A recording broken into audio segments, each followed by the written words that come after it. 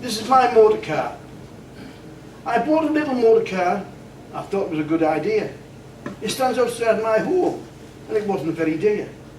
I should have had it checked over, or called the RAC. I know nothing about motor cars.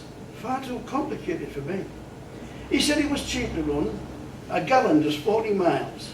I knew that he was kidding me. His face was covered in smiles. I thought he sold me a banger. When I saw the failure list, it will cost a fortune to fix it. Pointed out the things I had missed. All the tyres want replacing, and the tread is badly worn. When I checked the interior, all the seats were torn. The side lights are not working, and the headlight bulb is gone.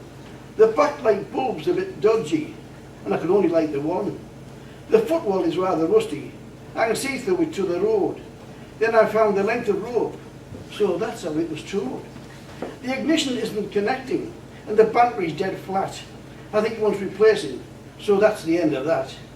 The horn button is on silent, and the wickers are on the blink. When the engine's running, the exhaust kicks out a stink. The speedo's stuck on 60. I don't think it's ever been that fast. I don't think the brakes work, but brake shoes aren't made to last. The petrol cap is missing. It's bound up with a bit of rag. I found a couple of spanners in the boot in a plastic bag. The tablets need adjusting. They're chattering like mad. The mechanic said they need fixing, and it's sounding rather bad. The wheels want realigning, and they want balancing too. All these problems have hit me. They came right out the blue. The gear stick isn't working. It's stuck fast in reverse, so I'll have to travel backwards. It can't get any worse. I can't get the radio station. The aerial has been snapped, and now I'm beginning to think the damn thing should be scrapped. But the wife, she said she liked it. It was the colour that she picked. But now I'm leaving the key in and hope the bloody thing gets...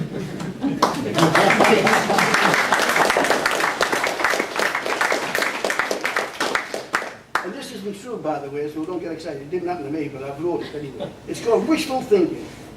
The wife came in all hot and flustered after talking to a mate across the way. They've been discussing that book, you know, The 40 Shades of Grey. I was sat quietly at my computer. I was trying to write a rhyme. Then my little lady said, I know where we can spend our time. She'd had some bright ideas since she'd heard about the book. I'll see if you can borrow it so you can have a little look. She said, let's try some role play. You'll be my submissive little man. Get upstairs with your kid off, and I'll be up as fast as I can. I'll be your powerful dominatrix, and I'll lash you to the bed. Spread eagles like a starfish, so you can only move your head. There I was really secured, waiting in fear and dread. Then this leather-clad lady came and stood beside the bed. She had a whip and some baby oil, and massage is what I thought. I was trying to work out the cost of all the things she bought. Then suddenly I heard a noise. It was coming from the window pane. It was the window cleaner. It was just laughing at our game. We hadn't closed the curtains. I never gave it a thought. It captured it on our mobile, a lesson we'd been taught. Will it be on the internet? Will everybody be able to see? Because I had my mask on. I'll see it wasn't me.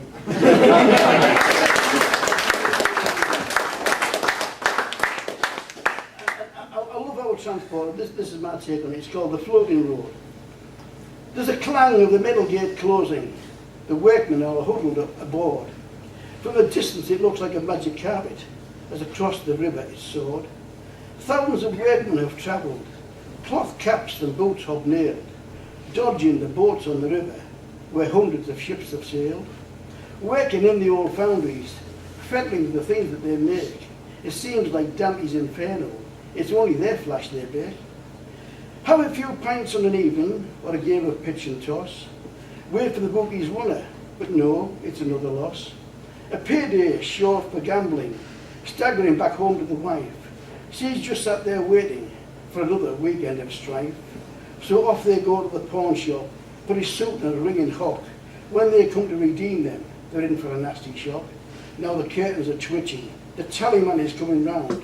Ask the neighbours for a borrow, they're trying to find them a pound. Thank you.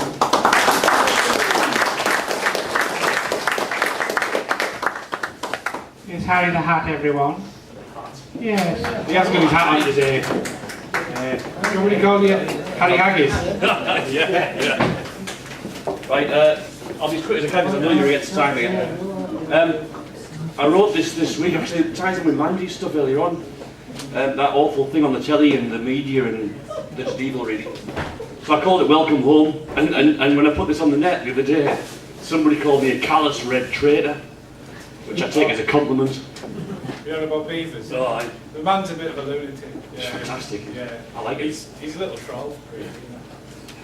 Re-emerging from a series of hotels, motels and frantic insanity, I turn on the TV and switch it back off on seeing a gleeful reporter, eyes filled with self-regard, playing not hard to get with the facts.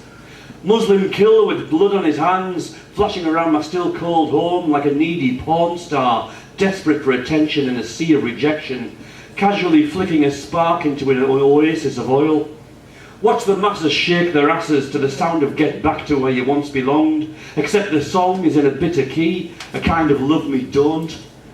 Bring Back the Noose swings fast and loose as internet forums vibrate to the unsound wave of hate, and send them all backs, but don't let the facts get in the way on a feel-good day for the media sluts, because human guts are bread and butter to those in the gutter.